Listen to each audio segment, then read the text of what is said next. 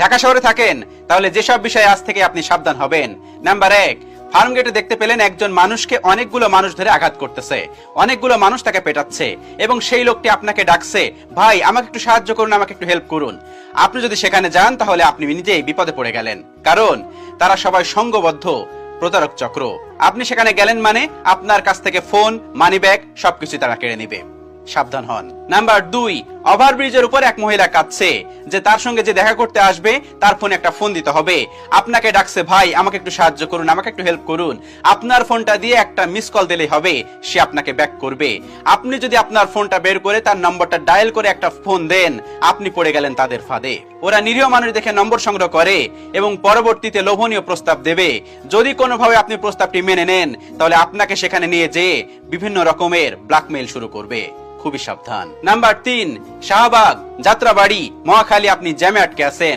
হঠাৎই আপনার চোখে পড়লো দূরে একটা লিফলেট টাঙানো এবং সেখানে দেওয়া আছে আপনি কি নানা রোগে ভুগছেন, আপনি কি অশালীনভাবে কষ্টে ভুগছেন, আপনার বিভিন্ন রকম সমস্যা, তাহলে আজ চলে আসুন আপনাদের এখানে। এবং আপনি যদি সেখানে যান তাহলে আপনিও পড়ে গেলেন কোন একটা ফাঁদে।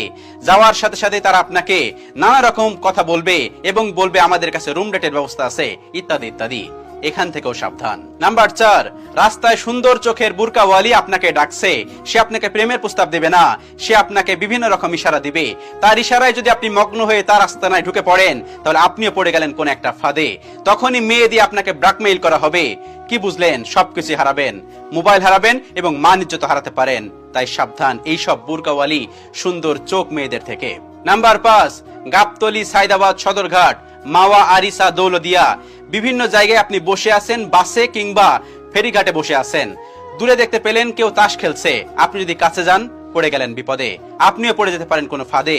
সেজন্য সাবধান, কিছু জায়গা এড়িয়ে চলুন। নাম্বার 6, যাত্রাপথে অপরিচিত লোকজনদের সাথে মত বিনিময় করবেন খুব কম এবং এমন একটা ভান করবেন আপনি যে স্থানে যাচ্ছেন সেই স্থান খুব চেনেন বা অনেক চেনা আপনার, তা না হলে কিন্তু আপনিও পড়ে যাবেন কোন এক বিপদে। নাম্বার 7, রেলগাড়ির ছাদের উপর চলাফেরা করা থেকে বিরত থাকুন, কারণ একদল ছেলে পাওয়া যায় যারা রেলগাড়ির ছাদে উঠে ছিনতাই করে এবং ছাদ থেকে ফেলে দেয়, খুবই সাবধান। নাম্বার 8, লঞ্চে চলাফেরা করেন, যদি লঞ্চে যাত্রী কম থাকে তাহলে লঞ্চে কখনোই উঠবেন না, এটা কিন্তু আপনার জন্য বিপজ্জনক হতে পারে। নাম্বার 9, যারা দ্রুত যাতায়াত করার জন্য স্পিডবোটে যাতায়াত করবেন তারা টাকা এবং মূল্যবান জিনিস সাথে নেবেন না।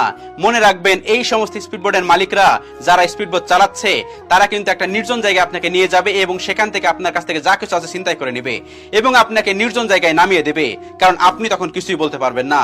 সেজন্য এই ধরনের স্পিডবোটে যখন চলাফেরা করবেন দ্রুত যাতায়াত করার জন্য সাবধান। সাথে পার্সোনাল বা এবং বড় কোনো কিছু নিবেন না, যেমন স্বর্ণ, অলংকার, গহনা।